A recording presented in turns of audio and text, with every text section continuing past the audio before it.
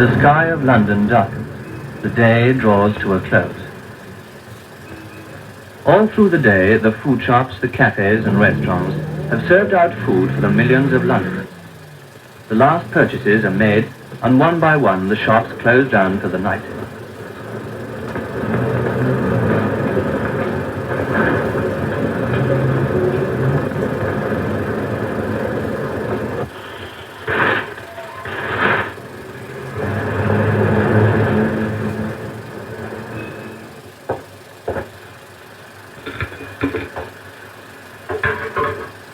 Oh well, just closed up. Don't stop stuffing your face with those. Dinner will be ready in a couple of minutes. The last meals are served in the milk bars, snack bars, restaurants and coffee stalls.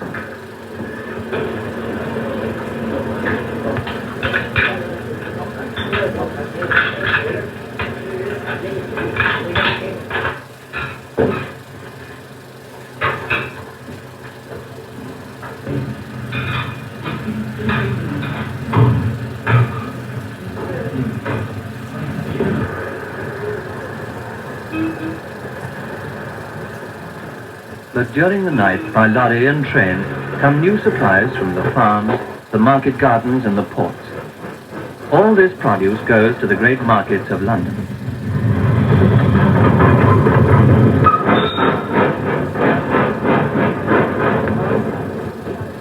Inner London itself is well provided with goods stations which handle food for the market.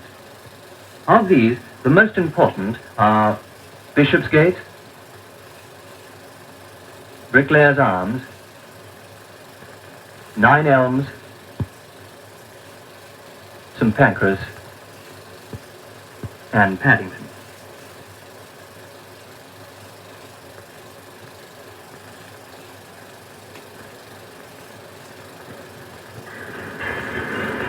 At these goods depots, to avoid the risk of fire, the locomotives are uncoupled and the wagons pulled in by cable and winch.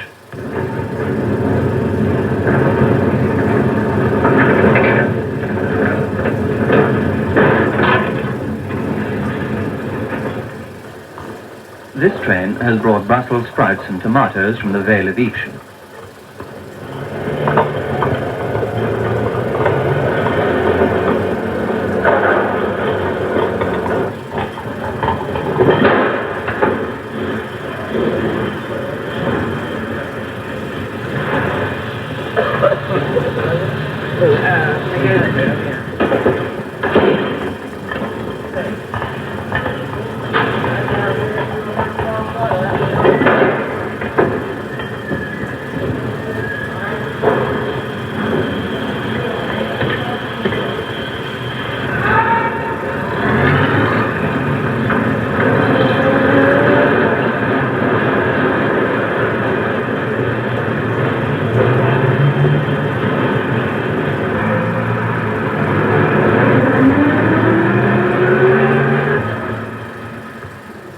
The food now goes out to wholesale merchants at London Central Markets.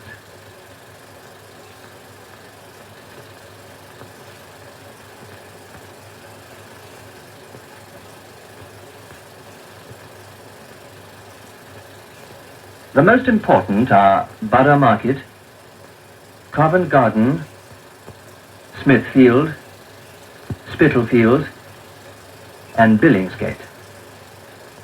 Let's look in particular at Covent Garden. Here traffic is a big problem and the lorries have to park where they can. Sometimes it may be streets away from the market proper, but this one, arriving before midnight, has found a vacant position near the Charter Market.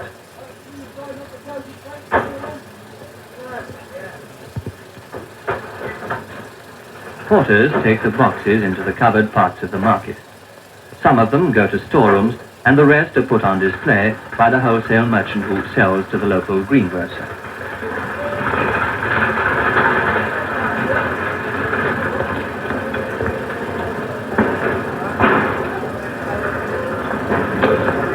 (177) Best Cut 5, W36 Small White 6, ditto. W36 Small White 6, 177. Red stuff 5, 126. Small white stuff 3, W36. Those two men were checking the different kinds of mushrooms. Here, mushrooms are displayed beside lettuce and apples. Radishes and runner beans,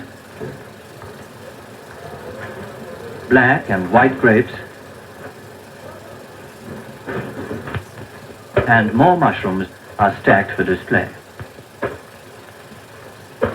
The display is at last ready. One by one, the buyers arrive and commence their bargaining, though sales don't begin until 6 o'clock. Here's a buyer looking for mushrooms. What large cups have you got? Yeah, do. How much are they? 6. No, I can't give you that. I'll give you 5 shillings that parcel. What about it? Well, make up your mind. If you want to take 5, no, I won't give any more than 5. Take 5 if you like, otherwise I won't have them. I'll give you another drop just to have a trade. I'll take them all, whatever there are. How many of them are there?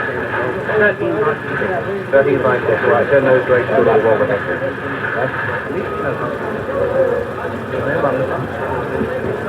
How much is 15? Do you want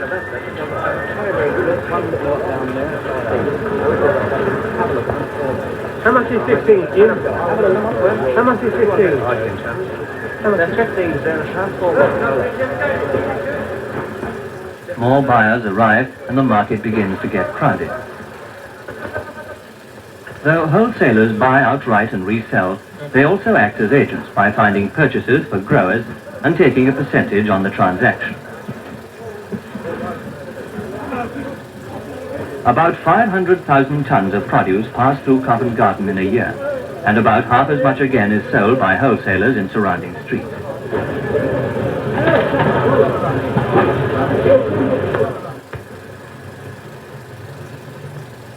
As night merges into day, marketing reaches its peak.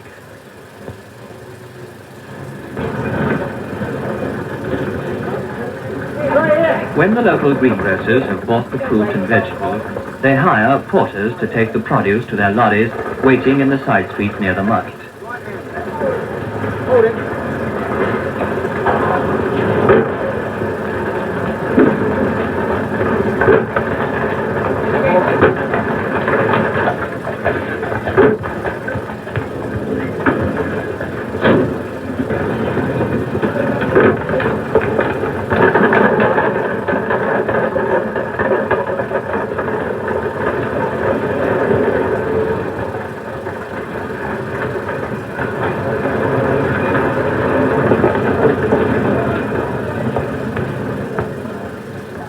By the floral hall, some of the food starts its journey to the shops.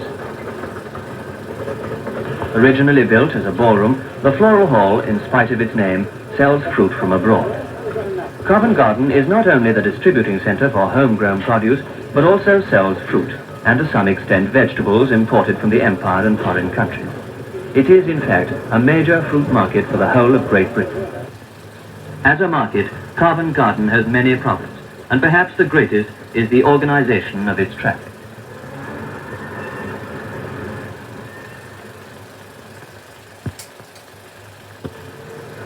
But though Covent Garden is congested, Spitalfields, rebuilt in 1928, was planned as far as possible for modern traffic.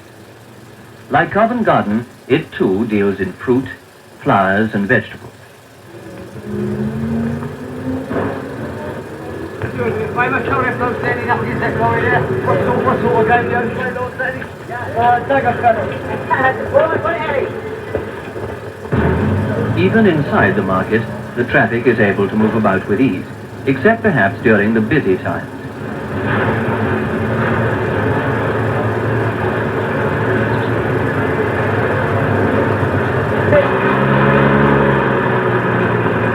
Boys, take up behind. Right away.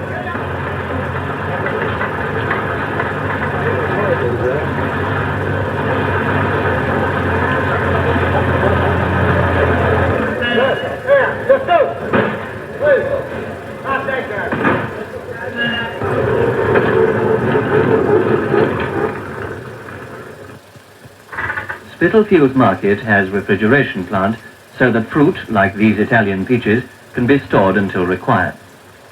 Fruit from abroad usually comes into the docks of the Port of London.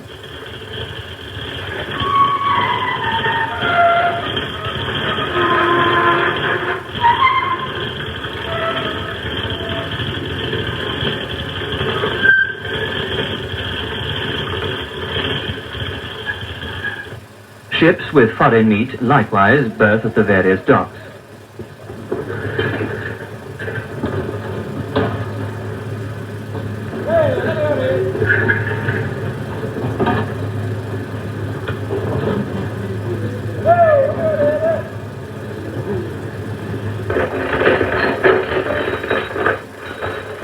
The meat is generally taken first to the dock's own coal stores.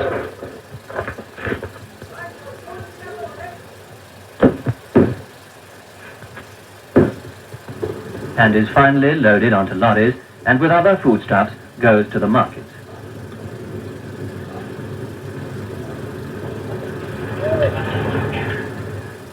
The fruit goes to Spitalfields, Covent Garden and Borough Market. The meat to Smithfield, the largest meat market in the world.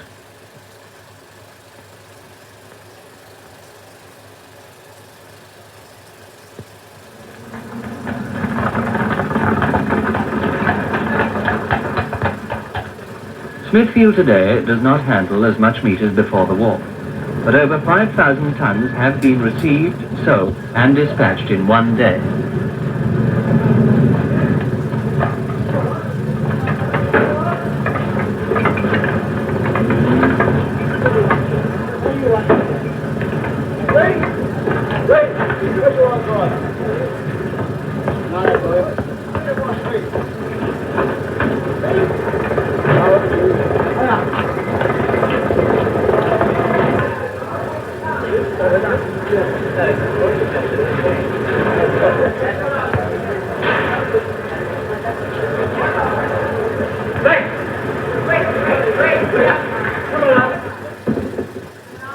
Some of the meat, mostly that from Ireland, comes by train from Birkenhead and arrives at its railway depot underneath the market.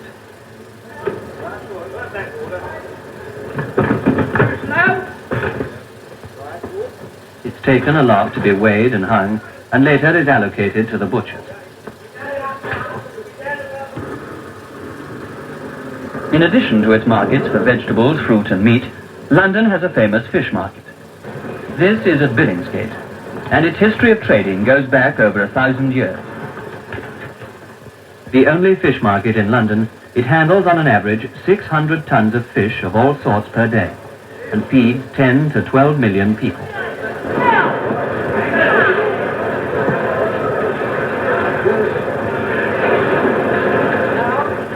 The fish porters wear a special hat to protect their heads. What have you got, Manning? Right, Johnny, it's very, very short today. You ready? Yeah. 1/6 a plate. Yeah. 1/6 a sole. Yeah. 5/7 a herring. Yeah. 4/7 a speck. Yeah. 1/6 a donkey neckerel. One a donkey neckerel. What are we going to do with him? Sell them, Johnny. Sell them? Yeah, once you sell him, they do. Yeah. Hello? Yes. Good morning, Early. How are you? What's cooking for morning? By phone, the wholesaler learns what fish is coming into the port and decides what to order. Morning. I want some cod, some fillets and poultry, and we've got your prime up there. Away you go. Uxbridge Fisheries, George. Right. 5 Elk Mixed wings. 5 wings on the vein, that's Yeah, that's right out there. 2 Elk Mixed plates. 2 soft soles. Pods. Yes, they're pods, right? Part of each consignment of fish is put on display in the market, while the rest is kept on the railway lorries outside. All right, there's your tickets, right, mate? You're right, so we've got someone. Don't be long. All right, thank you now. When the porters have been told to which shopkeepers' vans to take the fish, the boxes are collected from the railway lorries. I'll better give you 3 rats here.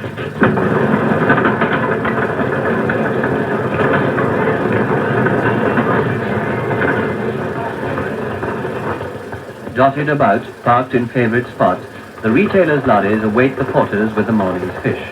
Don't want to hit the jet.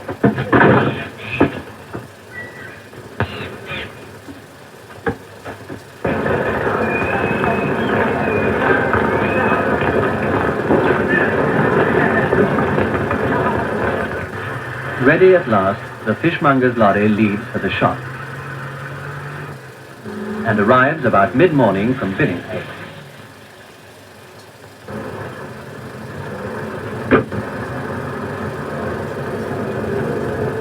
The meat arrives from Smithfield.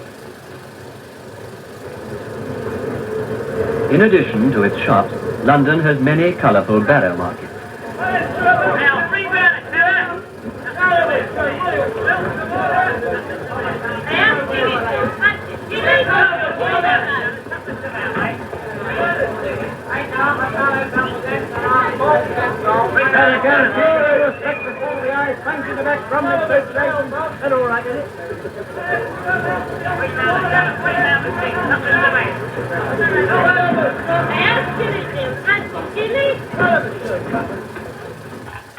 So the shops are supplied and London is fed from the famous markets of Covent Garden, Spitalfields, Smithfield, Borough and Billingsgate.